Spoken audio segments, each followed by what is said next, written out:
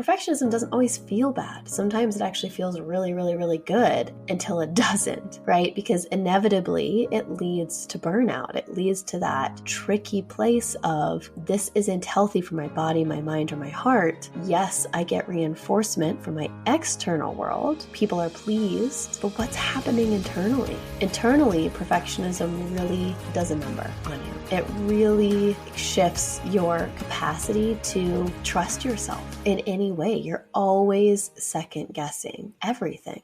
Hi, I'm Colleen Nelson, licensed therapist, trauma expert, and fellow badass woman ready to rise up right alongside you.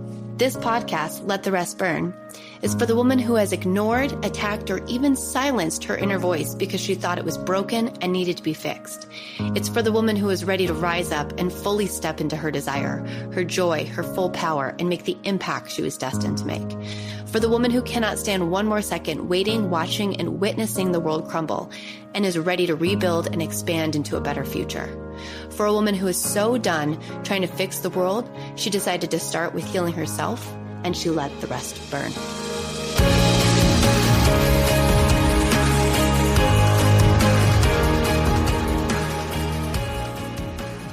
Hello, and welcome back to Let the Rest Burn. I am Coco Nelson, and I am here to talk to you about the shadow archetype, the perfectionist. Now, the lead up to this episode is quite interesting and extremely ironic given this shadow archetype's name. I am recording this about mid-June before I leave for my Greece retreat, but the month of June is the month of the perfectionist. So typically, in the last 6 months, I have released the episode on the first week. I have unpacked on my social media what the perfectionist is. I have all of these videos I've pre-recorded, and I've really set myself up to kind of breeze through everything and the podcast and all of the pieces that go into it. Well, the end of May was a little hectic with my son's preschool graduation, lots of different travel, going to Disneyland and Legoland. And to be honest with you, I just didn't have any time to record this. I would sit down and I tried a couple of times, but for some reason, I just wasn't in the space where I could show up and be authentic the way that I love to be on these podcasts. So I would scrap it or I'd stop and, want to circle back. And I find it fascinating that this is the month I'm going to release Perfectionist archetype on the last week of the month. I've actually done a couple of guest episodes these last few weeks, and I'm not sure any of you noticed, but if you did, it is very ironic. It comes in the month of the perfectionist because it does challenge that shadow, right? Showing up, being perfect, or following through in what you said you were going to do, I think all feeds into this shadow. So let's talk a little bit about the difference between the shadow archetype of the perfectionist and just wanting to do things right. Right? So there's a difference between having discipline, wanting to do things right, integrity, and really honoring what you say and what you do. That provides nuance, flexibility, humanness, understanding, compassion, and it usually comes from a deeper set of values where you want connection, you want belonging, you want self-expression. Perfectionism comes from protection, fear, and trauma. Perfectionism is the belief that if you are not perfect or if you don't do it the exact right way, you will be rejected, betrayed, fail, or just not really even get the recognition that you deserve. We do learn this in childhood, as with all the shadows, but it gets reinforced as we get older. We live in a society where perfectionism is definitely revered, right? The more perfect you can be, the more put together, the more strategic. I mean, think about social media itself and how easy it is for us to construct a life that looks perfect without any of the imperfections of the human experience, and then have all of these thousands of people view it and think our life looks a certain way. Perfectionism is dangerous, but it doesn't come from a dangerous place. It comes from a protective place. So if you are a child and you're experiencing hope, excitement, maybe you put your all into something. You're vulnerable, you draw this really great picture of a hippo, we'll say. And you run over to show your teacher, you run over to show your parent, you're like, I made this hippo, I'm so excited about this hippo. And the parent dismisses you, or the teacher's like, that's not a hippo, that is a zebra. what is wrong with you? Your experience in that moment is rejection. Now, there are ways that adults can handle this in a way that the kid can understand that the picture may not actually be a hippo or the adult is busy with something. But these little moments create a multitude of experiences as we get older. So one experience, maybe even a couple, it's not going to shape a personality, but quite a few, or a really big one, like a really big rejection, that is going to shift the way our nervous system associates with the world. So anytime we hope, we get vulnerable, we get raw, the way we protect ourselves is we expect rejection, we expect betrayal, because it inherently will never be perfect. Right? There is nothing you can do that's going to be perfect on this planet. It doesn't exist, right? Imperfection is part of the human experience. And so you can set yourself up to expect failure, expect to be let down, expect to be dismissed. And oftentimes it is a self-fulfilling prophecy because the way that you're going about whatever it is doesn't make someone feel connected to you. And when somebody's not feeling connected to you, oftentimes you are going to get dismissed or turned away from because their alarm bells and their triggers are going off. So perfectionism is that way that we try and take on the world and have control over it and feel good in a chaotic and crazy and uncontrollable world. Perfectionism is what I would say is the sister to an eating disorder. It's in like Ed's best friend. Most people that have eating disorders that I've worked with also have the perfectionist archetype, loud and proud.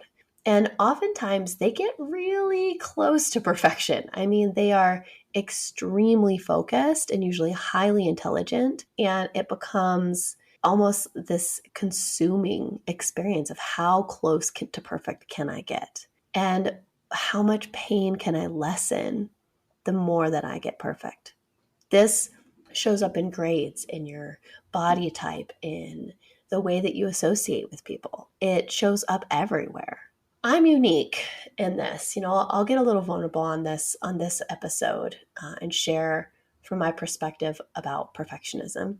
The healing solve to perfectionism is embracing the messiness of life and teaching your nervous system that with the messy actually comes more connection. So you deepen into that uncomfortable kind of anxiety-based wave that happens when you're not perfect, and you lean into the support systems of people who see you, honor you, and want to connect with you regardless of your performance. My perfectionism comes out definitely in work, but mostly in romantic relationships. With work, I really am passionate about you all seeing me as a human and knowing that I am valuable. I mean, I think if y'all have been listening for a while, it's definitely not a secret.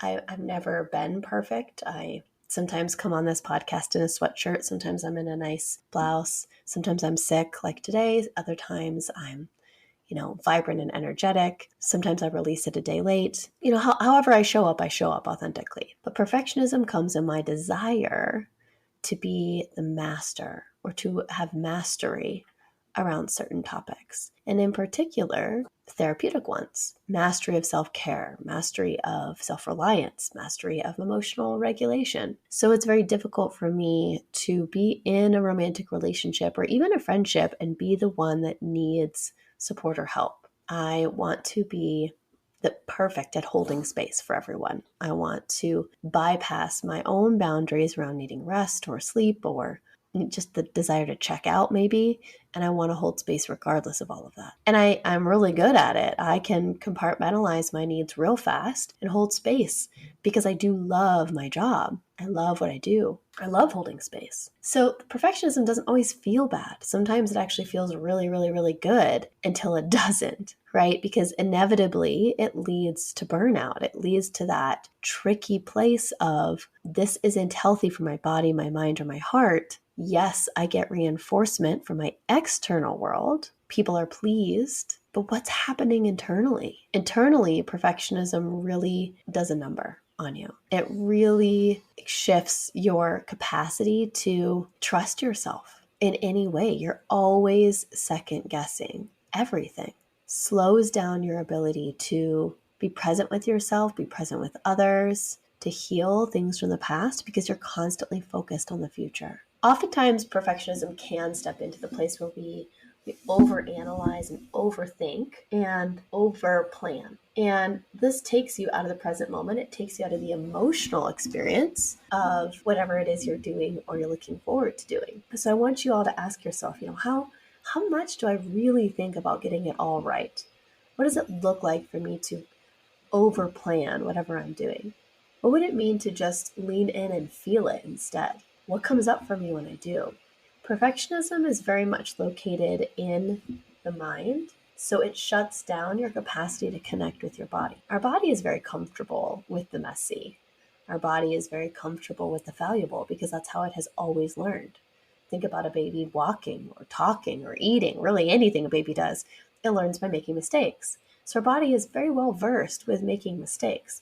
Our mind, or our ego, desires to control it so that we don't experience the pain of falling down, or we don't experience the pain of rejection. And this is the hardest lesson as humans, and why the shadows themselves, I think, have been created. Pain is part of the human experience, but it's not the whole experience. It's a portion of it. But with pain comes the capacity for great joy, great happiness, great pleasure, and speaking of pleasure, this steps into our relationship sexually as well. Being perfect at performance, making sure your partner orgasms, making sure you orgasm the right way with the right noises in the right position, especially for heteronormative couples. There's this, gold standard of what the sexual experience is supposed to look like. And people get into their own heads and they really struggle with being able to actually connect. I find that a lot of people's inability to orgasm or struggles with any sort of sexual intimacy